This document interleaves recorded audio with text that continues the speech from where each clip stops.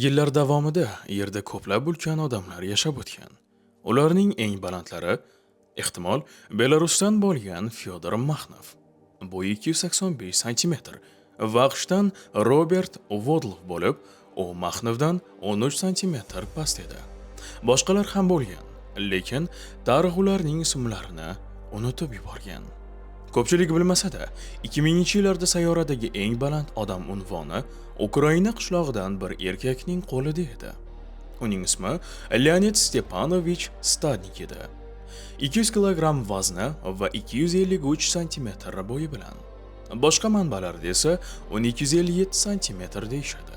Leonid Stadnik 1970-yil 5-avgustda Ukraina SSR Jitomir viloyatining Podolyansk qishlog'ida tug'ildi. U oddiy sovet oilasida tarbiyalandi. Oilada hech qachon ulkan odamlar bo'lmagan. Otasining bo'yi atigi 172 sm, onasi esa kichkinagina ayol bo'lib, bo'yi 152 sm edi. Xo'sh, normal bo'yli ota-onaning o'g'li Leonid qanday qilib haqiqiy ulkanga aylandi? Kelajakdagi Leonid barcha qishloq bolalari kabi o'sdi.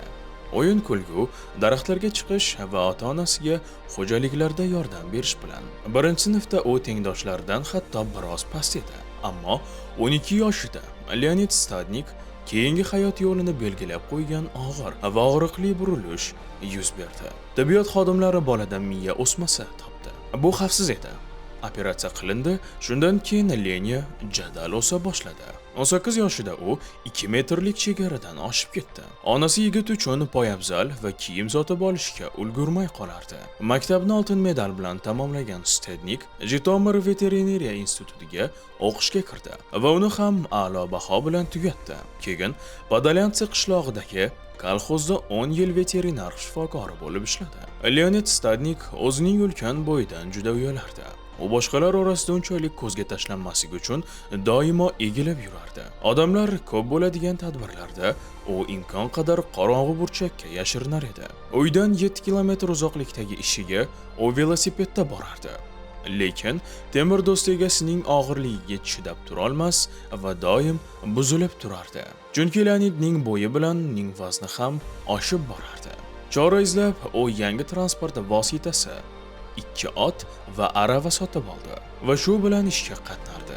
Bir qishda u qattiq shamolladi, so'ng chap to'pig'ini sindirdi. Shifokorlar gips qo'ymadi. Natijada chap oyog'i o'ng oyog'idan 1-2 sm qisqa bo'lib qoldi. 200 kilogramm vazn bilan Leonidga harakatlanish tobora qiyinlashib bordi va u o'z hovlisi tashqarisiga kamdan kam chiqadigan bo'ldi. O'z uyida ham egilib yurardi. Jamoat transportida harakatlanish mumkin emas edi. Kiyim-kechak va poyabzal masalasi ham juda og'ir edi. Bunday o'lchamlar savdoda yo'q edi. 70-o'lchamdagi kiyimni tikib olish mumkin bo'lsa ham, 62-o'lchamdagi poyabzal bilan ahvol juda ham yomon edi. Leonid haqidagi shov-shuv birdan tarqalib, uning moddiy ahvoliga biroz yengillik keltirdi. Unga yordam bermoqchi bo'lganlar ko'paydi. Zaporojyedagi ustalar unga mustahkam teridan sandal va tufli tikib berdi. Texniklar maxsus velosiped yasadi. Lekin u ham Leonid minib ko'rganida sinib ketdi. O'sha paytda Ukraina prezidenti Viktor Yushchenko Chevrolet avtomobili sovg'a qildi. Bu Leonidning harakatlanish muammosini yengillashtirdi. Ammo ko'rishi yomon bo'lgani uchun o'zi haydamasdi. Tanish-bilishlari olib borardi. Dunyodagi eng baland odam haqida bilganlar unga yuzlab xat yozishdi. U esa har biriga javob berishga harakat qilardi. Kaliforniyalik shifokor uning homiyligini oldi. 2 marta uyga kelib, muntazam ravishda internet orqali maslahat berdi. 2007-yilda Stadnik rekordlar kitobida oldingi rekordchi xitoylik 236 sm bo'yli Bao Chishun o'rnini egalladi. Keyinchalik u o'lchov berishdan bosh tortdi. U sensatsiya bo'lishni xohlamasdi. Chunki ulkan bo'y unga faqat azob-uqubat keltirardi.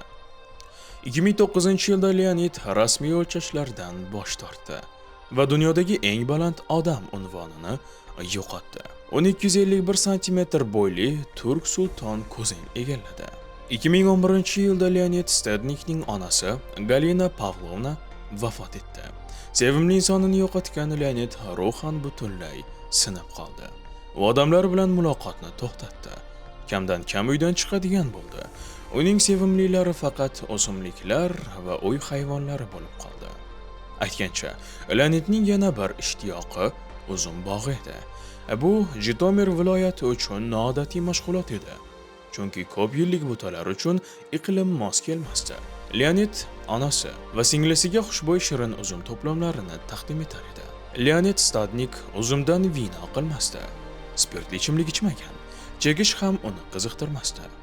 Uzumdan mazali sharbatlar tayyorlardi. Ko'p marta unga turli reklama aksiyalarida qatnashish taklifi qilindi. Ammo u qat'iyan rad etdi. Pulning unga ahamiyati kam edi.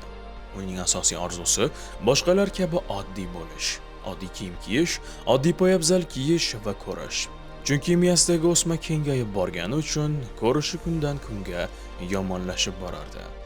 Bu esa o'sishda davom etdi. 2011-yilda 257 santimetrga yetdi.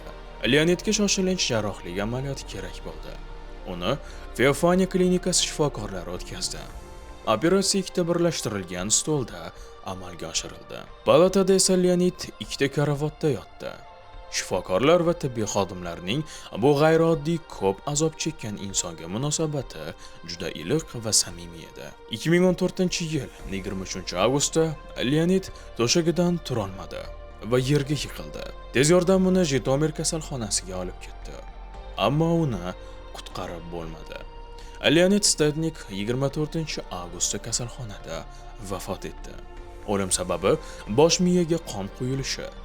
U 44 yoshida hayotdan ko'z yumdi. Tanishlar aytishicha, Leonid o'limini sezgan va uni ko'mish to'g'ri keladigan odamlarga ko'p muammo tug'dirishdan qattiq tashvishlanardi. U tanishlarga men 45 yoshgacha yashab qolmasam kerak degan edi. Uning oddiy dafn marosimida yaqin do'stlari, sinfdoshlari va o'qituvchilari ishtirok etdi. Tobut uzunligi esa 3,5 metr edi. Ammo qisqa umriga qaramay, Stadnik butun dunyo bo'ylab mashhur bo'ldi. U bilan shaxsan muloqot qilgan barcha odamlar uni iliq yurakli, mehribon ulkan sifatida eslaydilar. U bizning dunyomizni juda erta tark etdi.